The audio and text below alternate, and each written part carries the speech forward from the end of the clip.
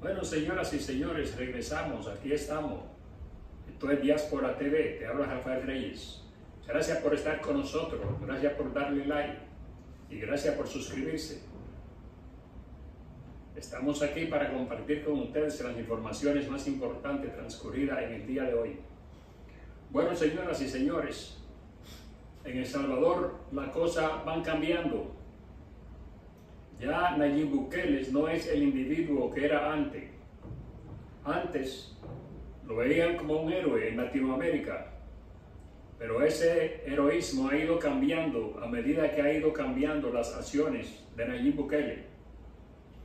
Después que Nayib Bukele convirtió a El Salvador en una cárcel internacional, ha perdido mucha popularidad.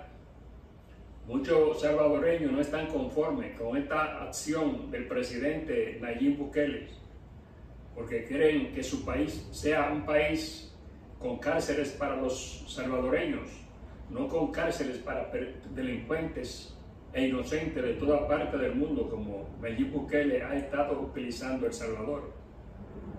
Actualmente las ONG han tenido que retirarse de El Salvador porque el gobierno impuso una ley de que de las recaudaciones que reciben las ONG que son financiadas, deben dejarle un 30% al gobierno. Además de eso, las amenazas y las persecuciones contra los miembros de la ONG que luchan por los derechos humanos. No pueden hacer denuncia de las acciones negativas que está realizando el gobierno. La ONG Cristosal, una ONG con mucho prestigio a nivel de la región, tuvo que marcharse a Guatemala porque no soportaba el asedio del gobierno. Más de 40 periodistas han tenido que abandonar El Salvador porque no pueden realizar con libertad su profesión allí. Prácticamente, Nayib Bukele se ha convertido en algo extraño, muy extraño para el pueblo salvadoreño y para la comunidad internacional, pues, más bien para la región. Hoy a Nayib Bukele lo llaman el carcelero internacional de El Salvador, y eso no debe ser. Vamos a escuchar cómo están tratando a los periodistas allí. Que me concedan un juicio público. La gente merece saber. El que nada debe, nada teme. ¿A dónde le han llevado? ¿Dónde le han dado tratamiento? Dios y la verdad está conmigo.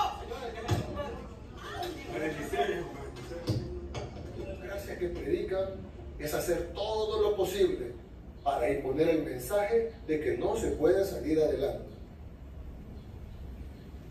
Mientras hablamos ahorita, y hoy todo el día y ayer, hay un ataque coordinado en marcha. Medios tradicionales, internacionales y locales, ONGs, organizaciones de derechos humanos, instituciones internacionales, todos orquestados al unísono, golpeando con los mismos temas.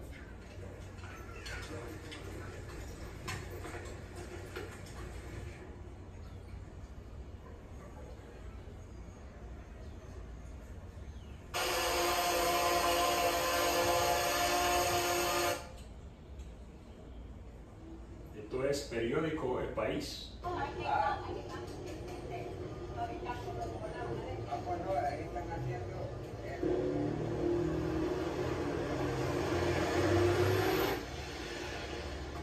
You know, we persisted through espionage, monitoring, legal, administrative harassment, defamation, but when it became clear the government was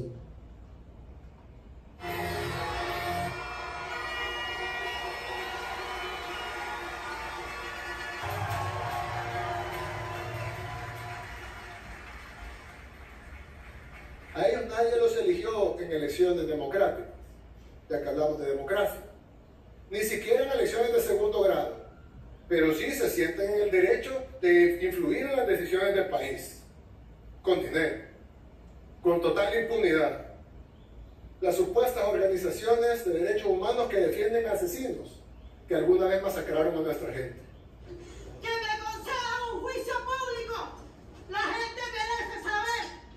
El que nada debe, nada teme.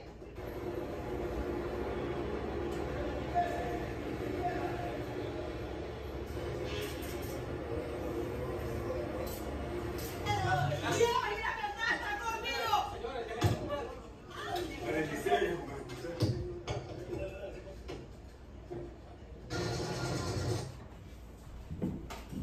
Si eso no se llama represión, yo quiero que alguien me diga cómo se llama. Bueno, señores, si corre el rumor de que Donald Trump está enfermo, se ha regado por los periódicos y por la prensa nacional e internacional de la enfermedad de Donald Trump. Pero de acuerdo al diagnóstico de los médicos que lo atienden, Donald Trump sufre de insuficiencia venosa, que es una enfermedad muy común entre las personas mayores de 70 años, lo que le dicen varicela, un engordamiento de las venas por problemas circulatorios. No es una enfermedad del otro mundo para que haya tanto alarme, porque no hay Trump solamente el que sufre de esto, sino muchas personas que pasan de los 70 años, y mujeres, hombres y mujeres. De manera que esta insuficiencia venosa puede provocar problemas de coágulo de sangre, una trombosis si se descuidan. Pero de seguro que Donald Trump no se va a descuidar con esto. Esto es un problema que se resuelve con una simple cirugía y con medicamentos. De manera que las alarmas que están sonando no son tan verídicas, y lo que le estoy diciendo lo he consultado con un médico. Bueno, señores, ahora el gobierno está planeando reconstruir la antigua cárcel de Alcatraz. Ustedes recuerdan la temible cárcel de Alcatraz, donde es una isla donde llevaban prisioneros peligrosos y criminales. Esta isla estaba rodeada de cocodrilos, de peces peligrosos como tiburones, que le impedía cualquier escapatoria a los prisioneros. El gobierno la cerró en el año 1973, hace 50 años, porque el costo de operación de esa cárcel era muy alto para el gobierno, y decidieron convertir la isla en un centro de paseo turístico. Allí están las estructuras de la cárcel del Alcatraz, en esa isla, que hoy el gobierno pretende reconstruirla para convertirla en una cárcel activa para llevar allí inmigrantes indocumentados y criminales peligrosos.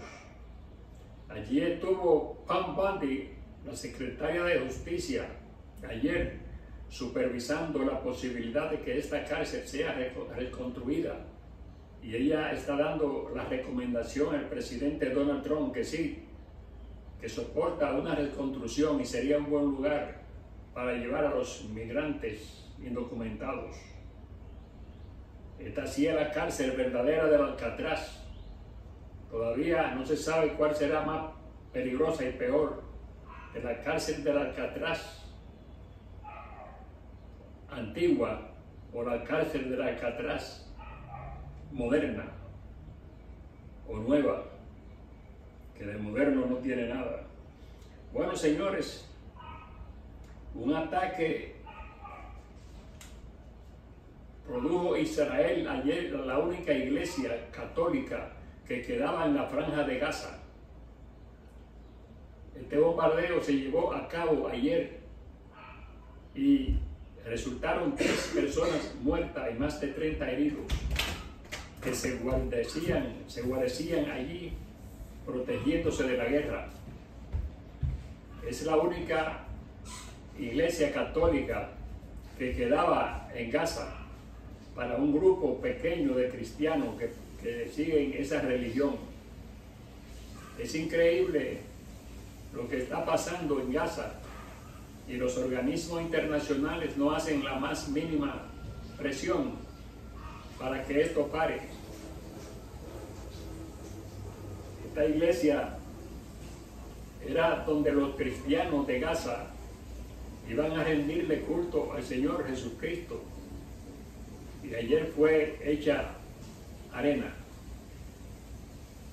Bueno, señores, hubieron protestas en todos los Estados Unidos ayer.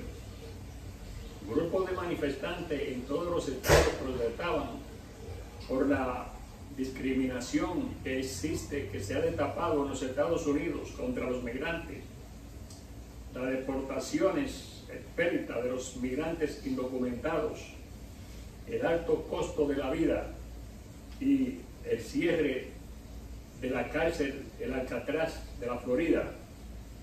Además de eso, consideran a Nayib Bukele como parte de estos atropellos que está cometiendo Donald Trump, donde se alojan más de 250 prisioneros, la mayoría de ellos sencillamente por ser indocumentados. Esta lucha, dicen los manifestantes, seguirá hasta que el gobierno baje su presión contra los migrantes indocumentados, que son los que trabajan y producen los alimentos y los servicios básicos que necesitan los norteamericanos. Bueno, señoras y señores, hemos llegado al final por ahora. Más luego, a medida que se produzcan acontecimientos, seguiremos informándoles.